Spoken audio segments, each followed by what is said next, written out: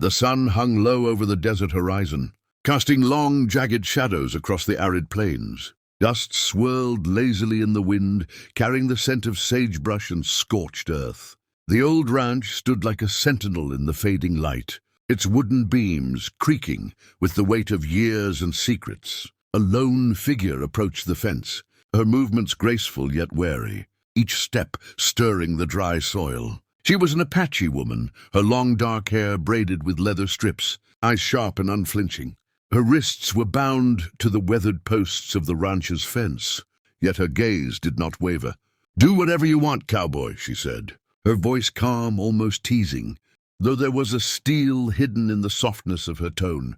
The words carried the weight of defiance, a challenge thrown into the heart of the man who had tied her there. He was leaning lazily against the corner post, a cigar smoldering between his fingers, the smoke curling like lazy snakes in the golden light. His hat shadowed his face, but she could see the faint twitch of a smirk on his lips. The cowboy, whose reputation stretched far across the plains, narrowed his eyes. He had seen many women, many challenges, many fights, but something about her unsettled him.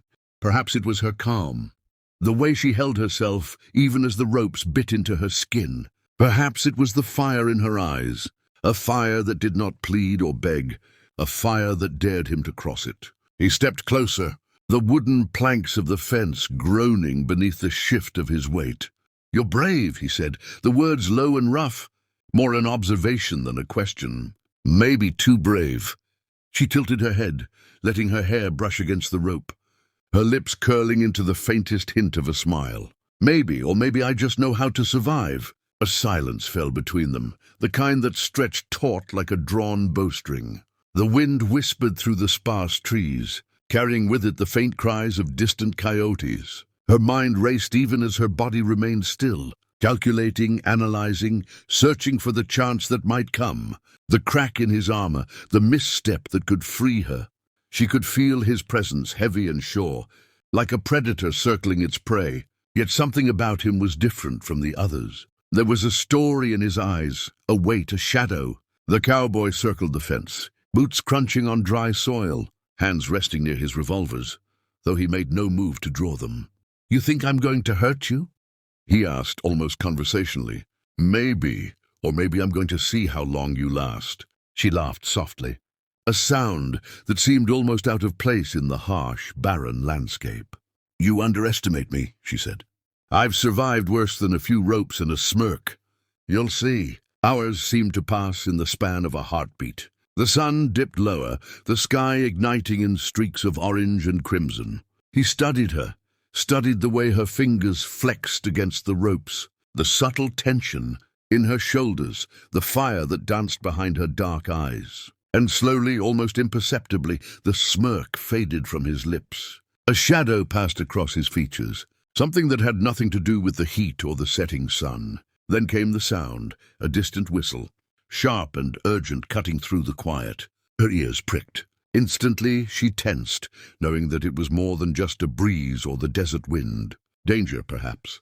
Opportunity, perhaps. Her mind raced through scenarios, calculating escape routes, potential allies, threats hidden in the open. The cowboy noticed the change too, the way her gaze sharpened, the subtle shift in her posture. "You're waiting for someone?"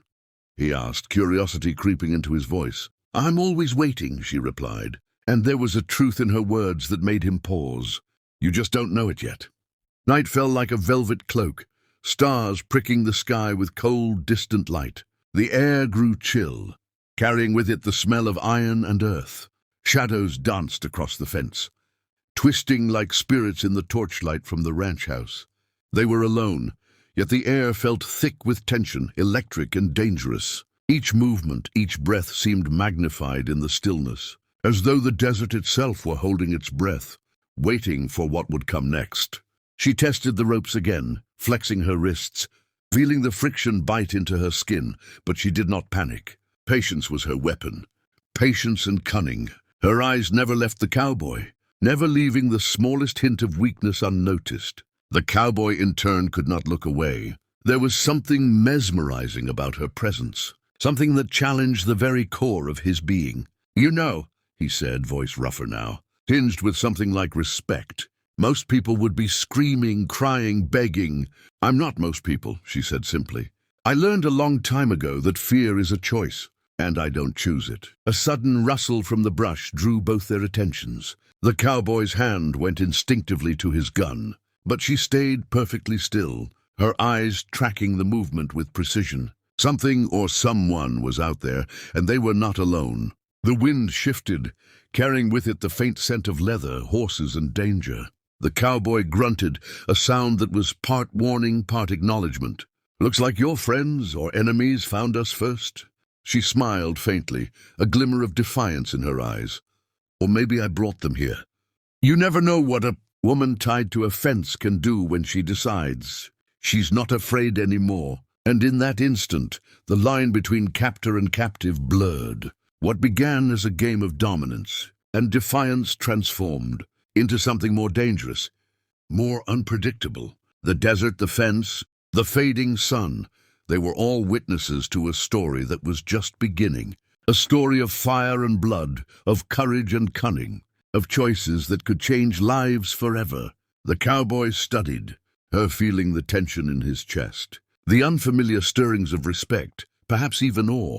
He realized that this was no ordinary woman, no ordinary encounter. Something was shifting, something deep and primal, a reckoning that neither of them could ignore. The night deepened. The stars grew colder, and the wind whispered through the fences and trees. The Apache woman tightened her jaw, feeling the pull of her destiny, the danger looming just beyond sight. She knew this was the moment where everything could change. One misstep, one wrong move, and the fragile balance of power would shatter. And she was ready, because she had no intention of being just another story whispered in the wind. She was a storm waiting to break, and the cowboy, whether he liked it or was about to witness it. Firsthand, night had swallowed the desert, shadows twisting under the pale moonlight. The Apache woman's eyes flicked to the brush. Movement. Horses, maybe enemies, closing in. The cowboy tensed, hand hovering over his gun. Yet she stayed calm, every breath measured. Time to see what you're made of, she whispered, a hint of fire in her voice. Suddenly, with a swift twist of her body, the ropes snapped, freed by cunning and strength no one had expected. She was a storm unleashed, agile and fierce.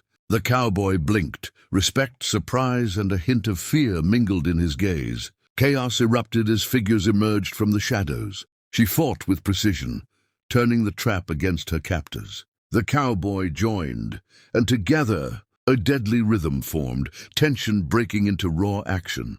Dust, sweat, and gunfire filled the night, each moment a test of survival, courage, and trust. By dawn, silence returned. The woman stood tall, eyes blazing. The cowboy nodded, a quiet acknowledgement. She had not only survived, she had triumphed. Not bad for a woman tied to a fence, he said, voice low, respect deep. She smiled. I told you. Fear is a choice. And as the sun rose, the desert seemed to bow to her strength, a legend in the making.